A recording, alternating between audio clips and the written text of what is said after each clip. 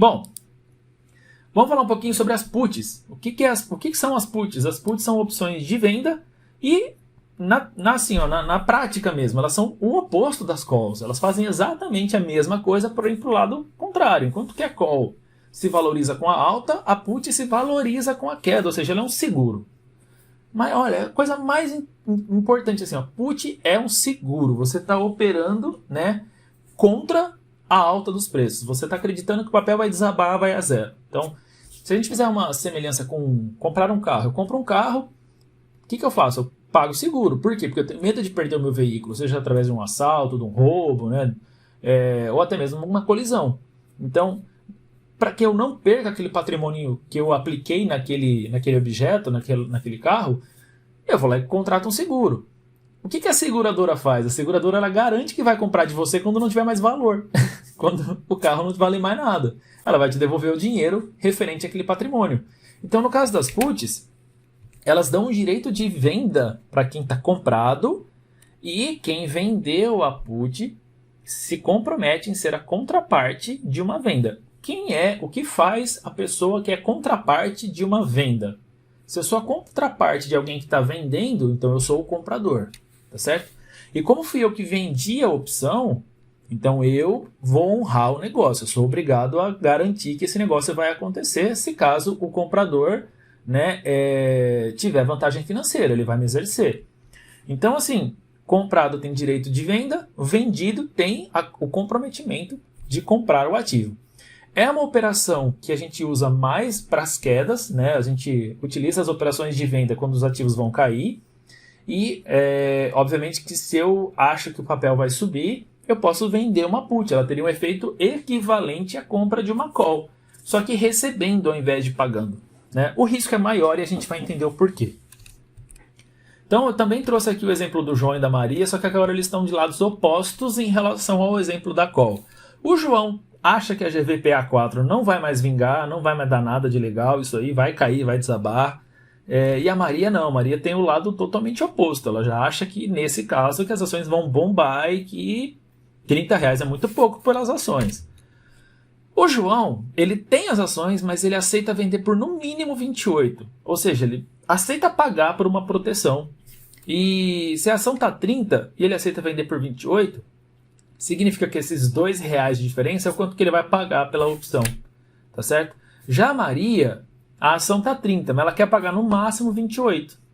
Então, a diferença entre os 30, que é o preço da ação, e os 28 que ela aceita pagar no máximo, é o preço que ela vai receber pela venda da opção de venda. Vamos entender melhor?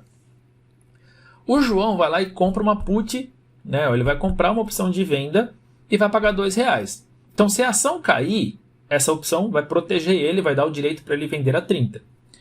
Já a Maria, ela vende a opção de venda, ou seja, ela se compromete em comprar as ações do João se caso as ações caírem, tá certo? Mas ela recebeu antes por isso, ela recebeu uma espécie de prêmio, né? Ela recebeu porque ela está sendo a contraparte de alguém que quer vender caso o papel caia, ela vai assumir esse risco.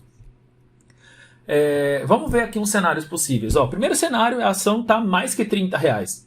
Se a ação está mais que R$30, o João pagou R$2 pela proteção, assim como uma pessoa paga anualmente o seguro e não utiliza, o João pagou R$2 pela opção, né, e não utilizou. Por quê? Porque a ação subiu ou ficou mais ou menos no mesmo preço ali, então não tem vantagem financeira porque está mais caro do que o mínimo que ele aceita vender. Já a Maria recebeu os R$2, não foi exercida porque o João não teve vantagem financeira.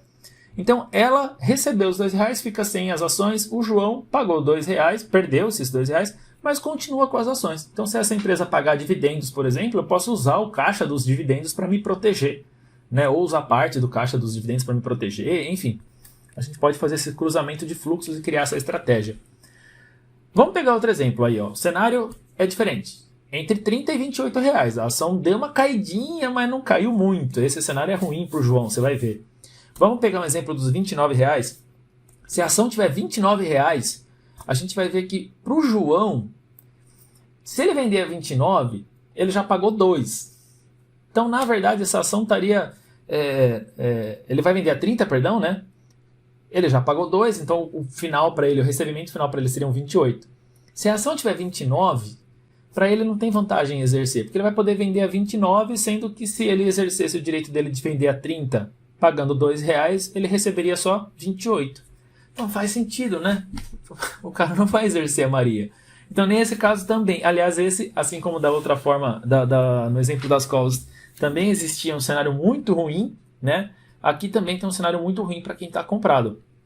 Então, nesse caso, né, o João ele não exerce, ou muito provavelmente ele não exerce a Maria, e a Maria recebe os R$2 de prêmio, não compra as ações, ou seja, ela não assume o negócio, porque o João não exerceu, ela não tinha vantagem financeira. E o último exemplo, aí sim, o mercado desabou, entrou em crise e tal, a Maria vai comprar a R$30 um ativo que está valendo menos que 28, só que ela recebeu R$2. Então assim, vamos supor que o ativo está 27, ela tem que comprar 30, mas ela recebeu 2, então o custo final para ela é 28. E aí você pensa assim, pô, mas R$28, tá 27, R$1 de diferença, dá 2%, aliás, não chega a dar 5% de diferença? Então, nesse caso, né, pensando no mercado brasileiro, que é bem volátil, a Maria não está tão mal comprada assim, ok? Então, é uma forma, nesse caso aqui, o João, ele entrega as ações dele a R$30, né, ao custo final para ele, né, o recebimento final de 28. A Maria recebeu R$2, comprou as ações a 30, descontou esses dois, o custo final para ela foi 28, as ações estão a 27. Ela está um pouquinho mal comprada, mas assim, pensando realmente numa tese de investimento, né, do longo prazo, se ela se ela fizer esses lançamentos de put aí com o intuito de comprar sempre quando cai bastante o papel, provavelmente ela vai comprar o papel já com desconto, pensando nesses fluxos acumulados de caixa. Qual que é o payoff da put? Como é que se comporta o preço de uma put comparado com o preço do ativo objeto? A put ela vai se comportar da seguinte forma. Pega o gráfico da call e gira ele na horizontal. É assim, ó. Então a gente viu que na call era essa mesma reta, só que para a direita, ou seja, se o ativo sobe, a opção também sobe. Aqui não, se o ativo sobe, a opção cai. E se o ativo cai, né, se o ativo cai, aí sim as opções de venda se valorizam, porque elas são uma proteção. Quem é que não vai querer ter na mão um direito de vender a R$30, por exemplo, um ativo que está valendo 10? Obviamente que todo mundo. Então, por isso que elas se valorizam com a queda, tá bom? É uma estratégia para ser usada com o mercado em queda. É o que a gente chama de hedge, né? A gente faz um hedge, a gente faz uma proteção. O break-even, para quem tiver comprado numa put, é o strike menos o preço que você pagou. Então, se eu pagou R$2 e o strike é 30, o seu break-even é 28. Ou seja, abaixo de 28 tem vantagem financeira, você pode exercer. Dos 28 ao 30 é o pior cenário, e acima dos 30 não tem problema, porque está acima do strike que você definiu que você queria vender. Tá? O risco máximo é você comprar a put e o papel subir, né? E aí você perde o preço que você pagou. Ok? Não é um risco muito elevado, principalmente para quem está comprado, né? Você já tem um ativo. Agora, para quem está vendido numa put, o risco é grande, mas não é igual a vender call. Vender call é risco infinito. Então você vai pegar esse gráfico aqui e girar ele na vertical. Girar ele assim, ó, espelha ele na vertical. Imagina que aqui tem um espelho, ó. Então você está vendo ele invertido, né, de ponta cabeça. O risco máximo, qual que é o risco máximo? Se a ação custa 30, quando eu compro uma ação, qual que é o máximo que eu posso perder? 30. Se a empresa quebra, eu perco tudo, né? Então, no caso das puts, o risco máximo é o strike. Então, eu vendi uma put com strike no 30. Beleza, eu vou ter que pagar 30. Só que se eu recebi 2, então meu risco máximo não é nem 30, é 28 por ação. Se eu comprei 100, é 2.800. Então é importante entender isso. Existe um risco, ele é elevado, mas não é igual a vender uma call a descoberto. Tá? É um risco menor. O break-even, tá? É o strike menos o que você recebeu.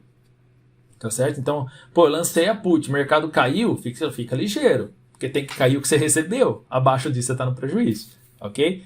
É uma estratégia, lançar put, né? Vender opções de venda é uma estratégia para se usar quando o mercado está em alta. Tá? E o risco, como eu já comentei, ele é elevado, mas não é tão alto quanto vender call a descoberto. Quais são as vantagens, já encerrando aqui nesse primeiro nível, né? Quais são as vantagens de se usar opções? Primeiro é o gerenciamento de risco. Nas operações, principalmente operações compradas, né? Você já sabe quanto que você pode perder. É muito menos do que o capital envolvido na compra de uma ação, né? A variedade de estratégias é gigantesca, então você pode combinar opções. Eu posso comprar uma call e uma put ao mesmo tempo. Já vou deixar você com essa pulga atrás da orelha. E se eu comprar ao mesmo tempo uma call e uma put? Eu estou especulando sem risco direcional. Para qualquer lado que o mercado for, eu posso ganhar. Aí eu tenho que pensar no break-even, né? Quanto que o mercado tem que subir, ou quanto que o mercado tem que cair para que eu comece a ganhar de fato.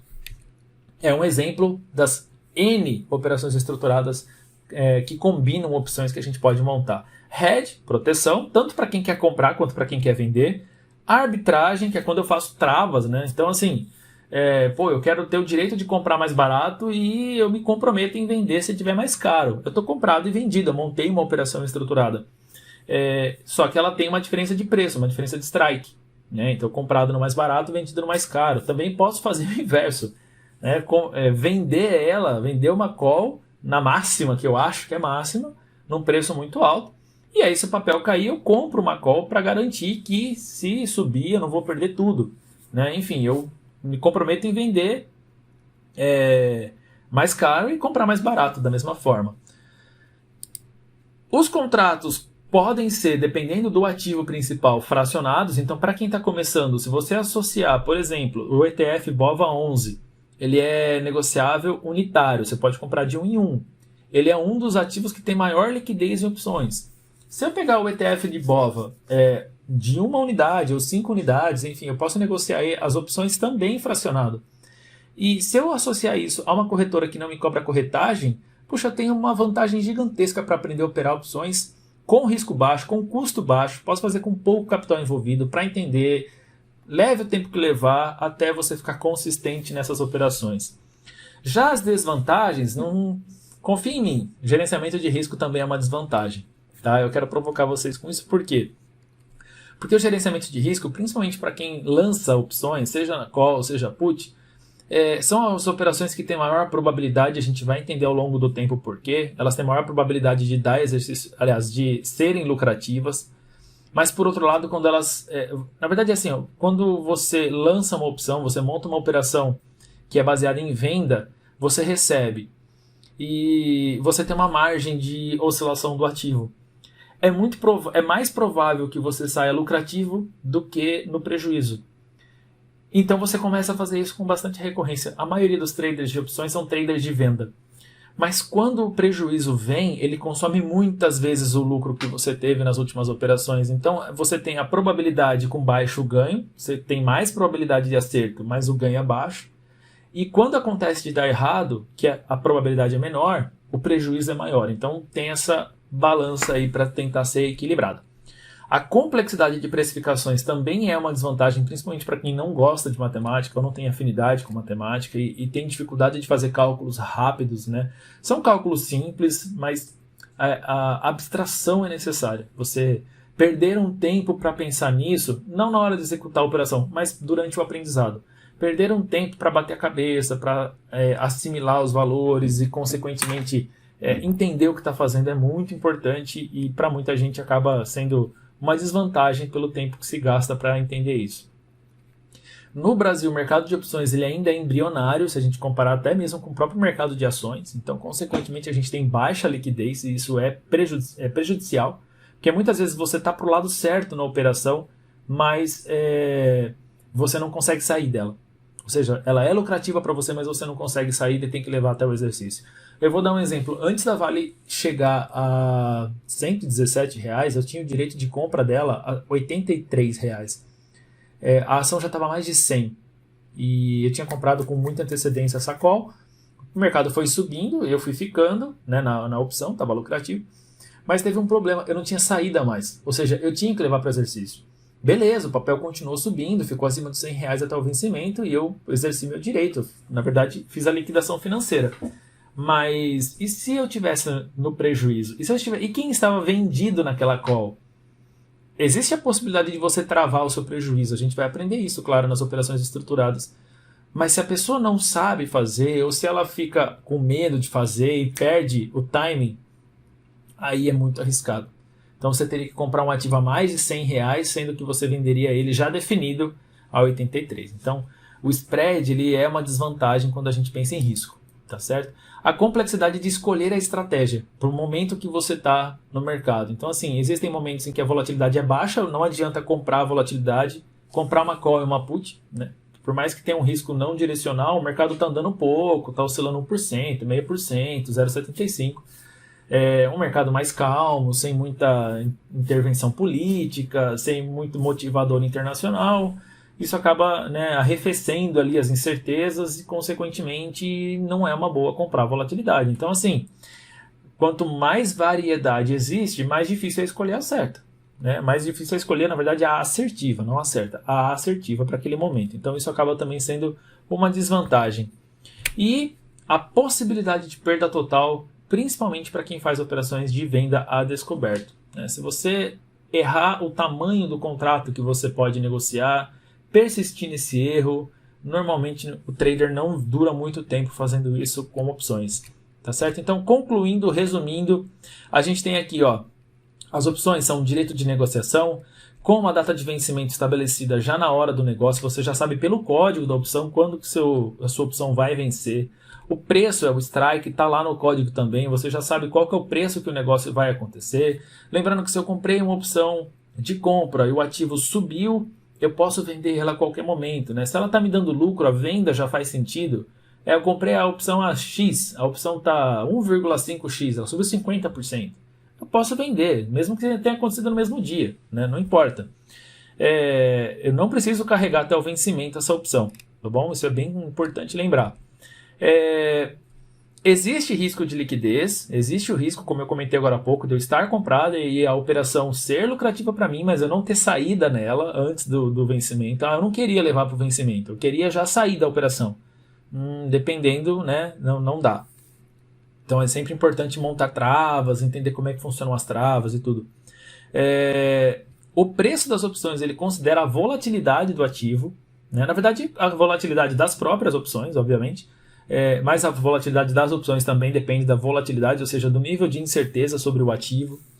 E, portanto, é necessário entender sobre volatilidade, conhecer volatilidade, nem que seja através dos indicadores da análise técnica, bandas de Bollinger, canais de Keltner, enfim. É importante entender um pouquinho sobre volatilidade. Existem formas muito complexas de se calcular a volatilidade com mais precisão. Não é necessário chegar nisso para quem quer ser só um entusiasta, mas, de qualquer forma, é importante ter uma noção. E o preço das opções ele considera os juros básicos da economia. Por quê? A gente utiliza uma fórmula de desconto para trazer para hoje, né, o valor do strike lá na data do vencimento. Então, se o vencimento é daqui 6 meses, eu vou precificar essa opção, mas com juros de hoje, e eu vou pegar aquele strike lá com vencimento em 6 meses e vou trazer o preço dele para hoje. Então, é importante ter um pouquinho de noção de matemática financeira também, porque a gente usa os juros básicos da economia, o CDI, o Selic, né, ou o CDI, porque é praticamente igual, para poder fazer essa precificação. Pessoal, esse foi o nosso nível 1. Eu espero que você tenha gostado, tenha aprendido o basicão sobre as opções. A gente vai ter um complemento desse nível, né, com relação a alguns detalhes que eu não queria prolongar muito aqui, que é mais são vídeos que vão ficar separados, né, para que as pessoas possam assistir rápido ali. A gente vai fazer uma extensãozinha, né, uns comentários finais, mas a ideia central está aqui. Então, espero que você tenha gostado. Se precisar de qualquer apoio, de qualquer ajuda, tem meus contatos. E é isso aí, continue estudando e se precisar, me aciona. Um abraço.